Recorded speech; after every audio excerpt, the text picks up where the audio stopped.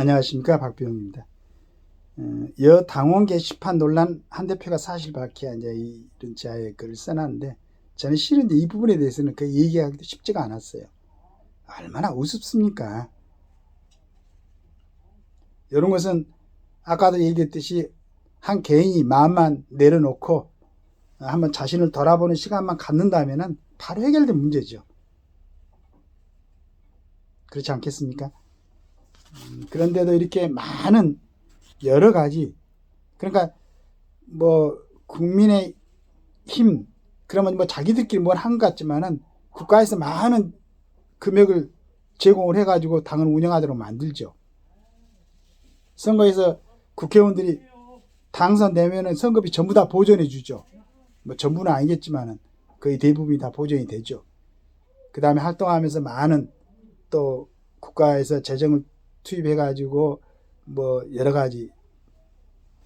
그런데 이런 사람들이 하고 있는 일이 지금 이렇다는 얘기예요. 아까 제가 그 예산 배정에도 한번 봤지만은 국민의힘 당원 게시판에 한동훈 대표와 그의 모친 장인, 장모 아내 등 가족 명의로 대통령 부부 비방글이 다소 올라온 문제로 다시 내분 조짐을 보이고 있다.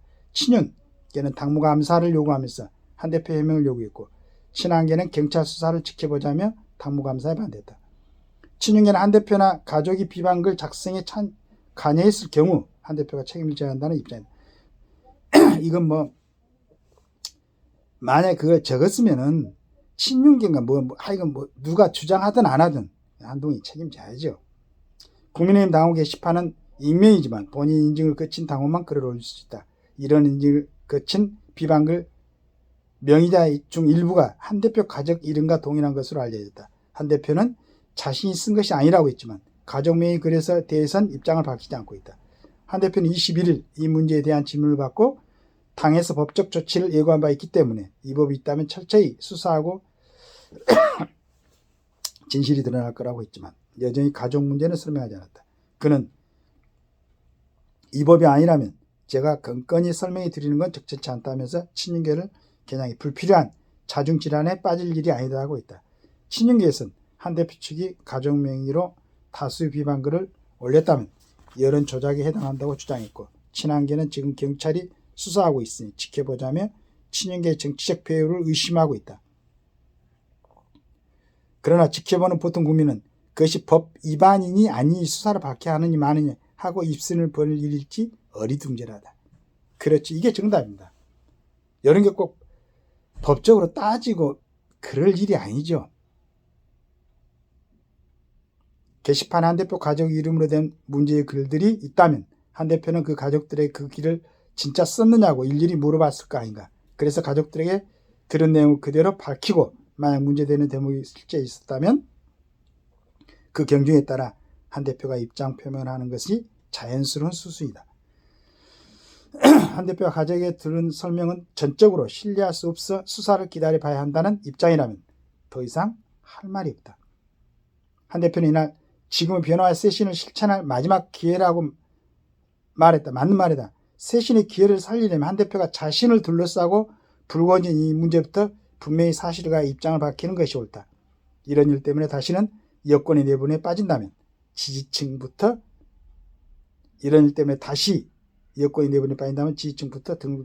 지지층이 등 돌리는 게 문제가 아니고 정치인들이 좀 폼이 있어야 되지 않겠습니까? 멋이 있어야 되지 않겠어요?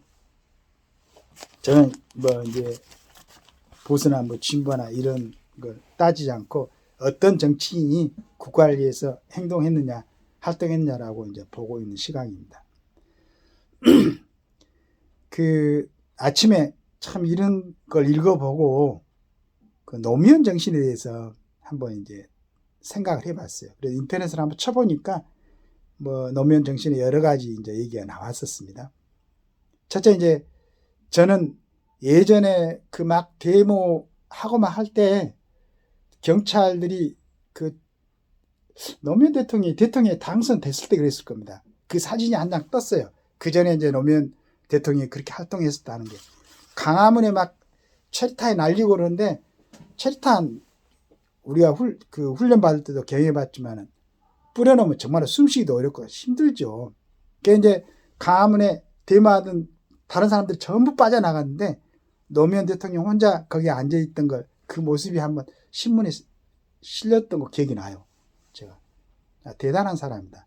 물론 이 양반이 상고를 졸업하고 변호사 시험에 사법시험에 합격해가지고 우리처럼 이제 그쪽으로 공부하는 사람들에 대해서는 대단히 이제 닮고 싶은 그러한 사람이었죠.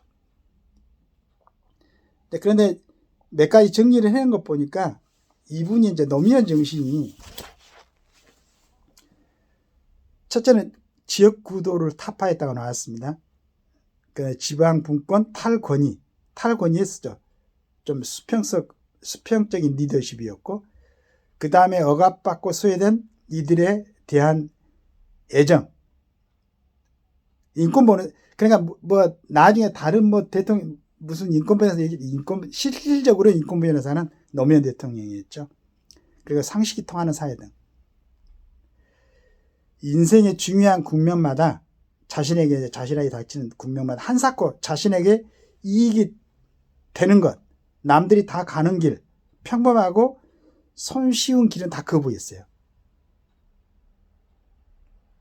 노무현 자신이 주체적으로 설계한 자신의 자아상을 어떻게 실천하려고 했죠.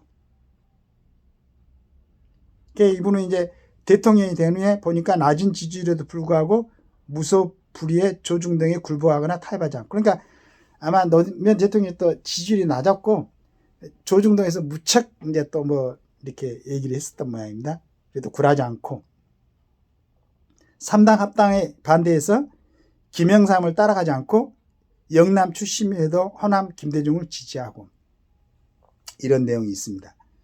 물론 이제 그분들의 어떤 나중에 통치 이후에 그 공가에 대해서는 여러 가지 얘기가 있습니다.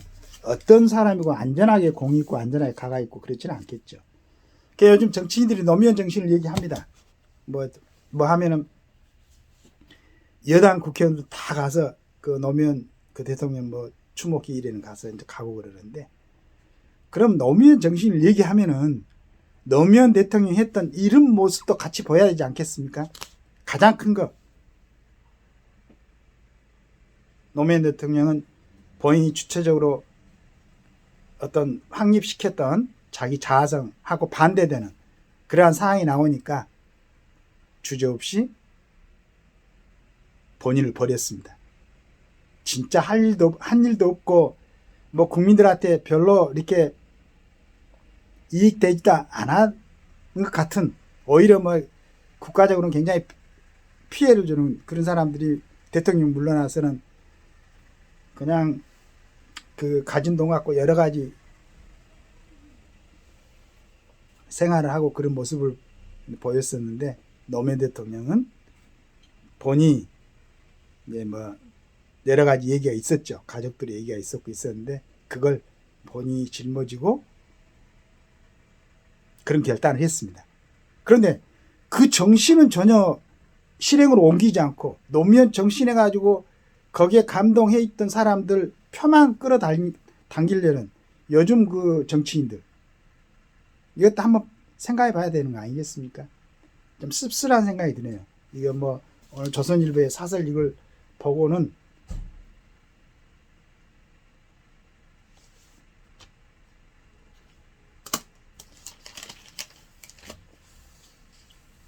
진정으로 전 노무현 대통령을 추모하고 그 정신을 기린다면은 정치하면서 그런 부분에 전부는 담지를 못할, 그런 분하고 지금 요즘 정치인들하고 같겠습니까? 참 비교다 하면 안 되겠지만은, 그러면은 노무현 정신을 팔면 안 된다. 노무현 정신을 팔라고 그러면은 그 중에 하나라도 국민들한테 감동을 주는 닮은 모습을 보여달라는 게 제 주문입니다. 감사합니다.